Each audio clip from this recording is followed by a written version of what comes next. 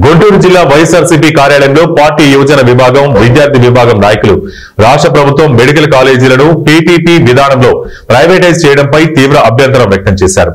గుంటూరు జిల్లా YSR student union అధ్యక్షుడు వినోద్, ఉమ్మడి గుంటూరు కృష్ణా జిల్లాల యువజన విభాగం జోనల్ ఇన్ఛార్జ్ కల్లం హరికృష్ణారెడ్డి, గుంటూరు జిల్లా యువజన విభాగం అధ్యక్షుడు ఆళ్ల ఉత్తేజిరెడ్డి మాట్లాడుతూ మాజీ ముఖ్యమంత్రి వైఎస్ జగన్మోహన్ రెడ్డి కాలంలో 17 మెడికల్ కాలేజీల నిర్మాణానికి శ్రీకారం చుట్టారు. వాటిలో 5 పూర్తయి క్లాసులు కూడా ప్రారంభమయ్యాయి.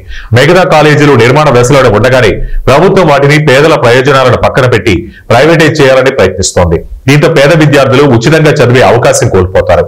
అలాగే పేద ప్రజలు మెడికల్ కాలేజీలలో ఉచిత వైద్యం పొందే అవకాశం దూరమవుతుందని తెలిపారు. ముందుగా మీడియా మిత్రులందరికీ నమస్కారం. నా పేరు ఉత్తేజ్ రెడ్డి. నేను గుంటూరు డిస్టిక్ యూత్ ప్రెసిడెంట్ గా ఉన్నాను.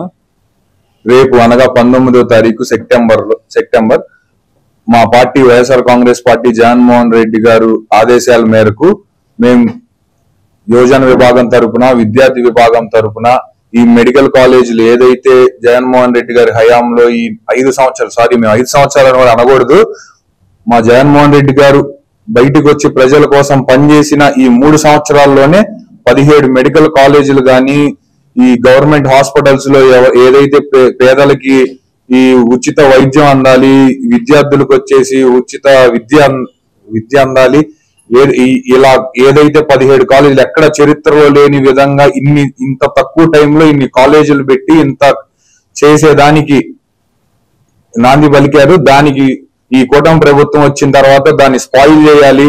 రేపు జగన్మోహన్ రెడ్డి గారికి ఈ పేరు నిలబడుతుంది, పేదలందరికీ వైద్యం అందిద్ది, విద్యార్థులందరికీ విద్య అందిద్ది, వీళ్ళందరూ రేపు జగన్మోహన్ రెడ్డి గారి పేరు గుర్తు పెట్టుకుంటారు. రాజశేఖర రెడ్డి గారి లాగే ప్రతి ఒక్కరూ జగన్మోహన్ రెడ్డిని గుండెల్లో పెట్టుకుంటారనే ఇదితో ఈ కూటమి ప్రభుత్వం దీన్ని ఇలా చేస్తుంది. దీనికి నిరసనగా మేము రేపు పల్నాడులో ఉన్న గురుజాల మెడికల్ కాలేజ్ దగ్గరికి వెళ్ళి మేము నిరసన తెలియజేస్తాం.